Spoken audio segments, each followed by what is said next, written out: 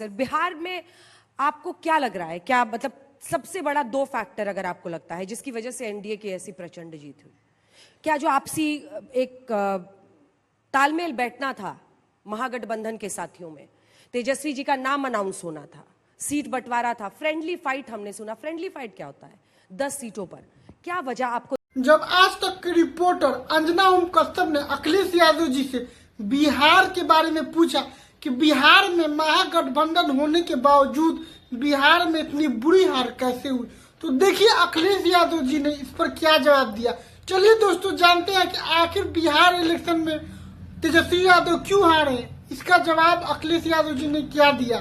चलिए दोस्तों देखते हैं कि आखिर कैसे हारे बिहार में महागठबंधन, तेजस्वी यादव ने आखिर क्यों हारे। चलिए हम लोग देखते हैं क्या वजह आपको दिखाई देती है।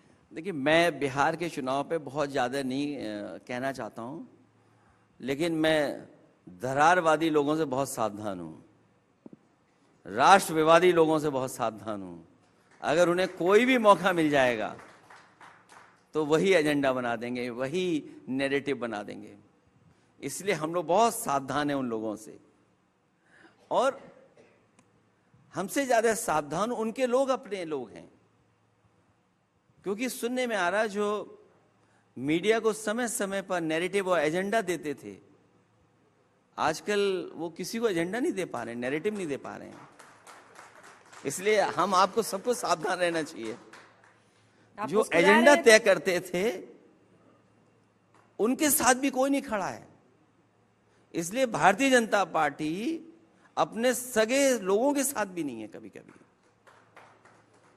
आप मुस्कुरा रहे हैं तो हम भी मुस्कुरा के कह देते हैं कि आप अपने मन में जितना सोचना है वो सोचते रहिए, लेकिन हम लोग जो कर रहे हैं उसी दिल के साथ करते रहेंगे। जज करने के लिए आज तमाम लोग आते हैं, लेकिन कई बार ये सवाल उठता है कि यूपी में तो आपने कर दिखाया, यूपी में आपने एक टफ चैलेंज दिया ना, वो टफ चैलेंज बिहार में क्यों नहीं हो पाया? ये तो एक प्रैक्टिकल क्वेश्चन है और इसका जवाब आना चाहिए। देखिए, बिहार में मैंने खुद कैंपेन किया, मुझे पूरे चुनाव में कहीं नहीं लगा कि चुनाव तेजस्वी हार रहे हैं, कहीं मुझे किसी सभा में नहीं लगा। लेकिन जो वोट गिना जाता है वो अलग तरीके से गिना जाता है। मैं बहस दूसरी तरफ नहीं ले जाना चाहता हूँ, लेकिन अभी सदन में जब मैं बहस सुन रहा था और बहुत से लोगों की चर्चा में सुन रहा था, तो बहुत सारे लोग ईवीएम को लेकर के भी सवाल खड़े कर रहे थे। एक पहलू तो ईवीएम का भी हो सकता है। लोग कहेंगे कि ये ईवीएम में आज के समय पे ये बात कही जा रही है। मैं उन्हीं से कहना चाहता हूं, हमारा देश आज नारा दे रहा है विकसित भारत बनेगा। हम आज कब तक विकसित भारत बनेगा? 2047 में बनेगा, नहीं बनेगा, कितनी आबादी के साथ विकसित भारत बनेगा किसी को नहीं पता। लेकिन कोई भी विकसित देश जिस देश में सवाल खड़ा हुआ ईवीएम पर, उस देश ने ईवीएम हटा दिए। तो एक तो पहलू मैं ये कह सकता हूं, और मैंने लोकसभा में कहा कि अंतोगत्वा आपको ईवीएम हटानी ही पड़ेगी। लोगों का भरोसा बढ़े लोकतंत्र पर, इस वोटिंग डालने के तरीके पर, तो आपको अंतोगत्वा ये हटाना ही पड़ेगा। लेकिन बिहार का परिणाम क्यों बदल गया? सुनने में आया है कि 10,000 रुपये बड़े होते हैं, 10,000 रुपये, 10,000 रुपये दे दीजिए। अब बहुत सारी माताएं बहनें इंतजार कर रही कि उन्हें कब 10,000 रुपया और मिलेगा। उनको धोखा दे दिया, 10,000 रुपये नहीं मिलेंगे। तो हम लोगों ने भी तैयारी कर ली है। मुझे याद है उत्तर प्रदेश में समाजवादी पार्टी ने 500 रुपये महिलाओं को देना शुरू किया था समाजवादी पेंशन के माध्यम से, और उसके बाद जो चुनाव था उसमें 1,000 रुपये हम देने जा रहे थे। उसके बाद जब लोकसभा का चुनाव आया तो हम 2,500 देने जा रहे थे। पिछला चुनाव जीत गए और अगला चुनाव होने जा रहा है जब 27 का, तो हमने बीजेपी से सीख करके हिसाब किताब लगाया है कि अगर हमारी माताएं बहनें जो उत्तर प्रदेश की थीं, उन्होंने जो पैसा खोया है 500 500 500, अगर हिसाब लगाएं तो लगभग 3,000 रुपये बनते हैं। तो 12 महीने देना है 3,000, तो कितना हुआ? 36,000 रुपये। और क्योंकि इतने साल नहीं मिला तो उसका इंटरेस्ट भी हम जोड़ रहे हैं 4,000। तो समाजवादी हम लोग तय करेंगे कि गरीब माताएं बहनों को साल में 40,000 रुपये हम लोग देने का काम करेंगे। अगर 10,000 से सरकार बन सकती है तो 40,000 हम लोग देने जा रहे हैं।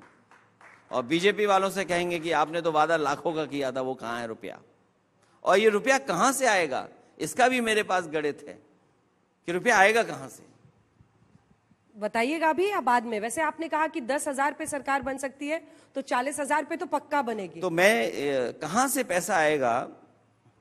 कोई भी यहाँ जो बैठा हो हॉल में, जिसके पास मोबाइल है, वो गूगल करके देखिए कि देश के 10 उद्योगपति उधार कितना कितना रुपया है।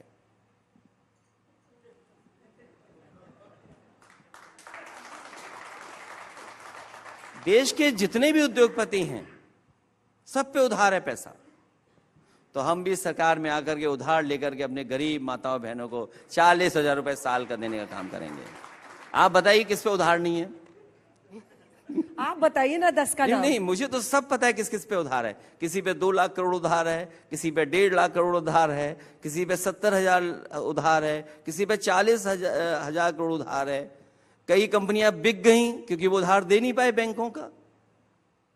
तो अगर बैंक का पैसा लेकर, आम जनता का पैसा लेकर के दुनिया के सबसे बड़े उद्योगपति बन सकते हैं, देश के बड़े उद्योगपति बन सकते हैं, तो समाजवादी सरकार में हम लोग गैर बराबरी को दूर करने के लिए, अपनी माताओं बहनों की मदद करने के लिए वही तरीका अपनाएंगे जो बड़े बड़े उद्योगपति आगे बढ़ने के लिए अपना रहे हैं। हम लोग भी गरीब माताओं बहनों की मदद करने का काम करेंगे।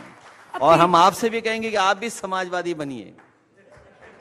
कौन सा वाला? अखिलेश यादव का समाजवादी या राम मनोहर लोहिया का समाजवादी? चाहे राम मनोहर लोहिया जी का बनिए आप, चाहे हमारा बनिए, चाहे जो सिद्धांत हमारा समाजवाद संविधान में है, जो बाबा साहब ने दिया है, वो बनिए। क्योंकि हमें भी अपने बराबर समझिए, हमें भी बराबर समय दीजिए। आपको ज्यादा समय मिल रहा है। नहीं, समाजवाद आज तो बबुआ मिल रहा हाथी है, पर आई, बाबू लेकिन घोड़ा जब पर चैनल आई। चले चुनाव के समय पर, तो जितना औरों को मिले उतना हमें भी मिले। नहीं तो हमारे गरीब लोग कभी कभी सोचते हैं, हमसे सवाल पूछते हैं कि आप टीवी पे आते हो और तुरंत चले जाते हो। बीजेपी के लोग आ जाते हैं फिर जाते ही नहीं हैं। तो अच्छा, ये वाला समाजवाद 1 घंटा आप भी गिन रहे हैं कि अपनाइए। नहीं? ये वाला 1 घंटा का इंटरव्यू आप गिन रहे हैं कि नहीं? 2027 नहीं, 1 घंटा का मत रखिए। 1 घंटा का नहीं गिने इसको? एक अब तो घंटा काउंट ऑन, आप तो 398 दिन आपने गिन लिया, तो अब तो इंटरव्यू काउंट में आ जाएगा 1 घंटा। तो इसलिए अगर चैनल भी समाजवादी हो जाएंगे तो हमें भी बहुत समय मिलेगा, हमारी भी बात जनता तक बहुत पहुंचेगी। अगला सवाल जिस पर मैं आना चाहती हूँ अखिलेश जी, पीडीए का फुल फॉर्म क्या है? क्योंकि पिछड़ा, दलित और ए से क्या है? 3-4 गिना मत दीजिएगा। क्योंकि आपने जो बताया है उसको और आगे जोड़ता हूं। ठीक है। पीड़ित, दुखी, अपमानित। जो लोग पीड़ित हैं, दुखी हैं, अपमानित हैं, पिछड़े, दलित, अल्पसंख्यक, आदिवासी, आदि आबादी और भी बता सकता हूं मैं। हाँ नहीं, वही मैं पूछना चाह रही हूँ। जिनके अंदर ए फॉर अपनापन हो, डी फॉर जिनके अंदर दया हो, दयालु हो, ए से एक शब्द भूल तो नहीं गया? प्यारे जो हों, जो लोग प्यारे हों। ए से एक शब्द भूल तो नहीं गए आप? अल्पसंख्यक आप नहीं कह रहे? बोला मैंने अल्पसंख्यक। बोला ना? हाँ, अल्पसंख्यक, वही कैसे? अल्पसंख्यक, आदिवासी, आदि आबादी। हाँ, पर ये कह रहे हैं कि आज और अच्छे अगड़े भी। अच्छे अगड़े? अच्छा, बुरे अगड़े क्या होता है? जो लोग भेदभाव करते हैं, जो लोग हमारे जैसे लोगों को जाने के बाद मंदिर में गंगा जल से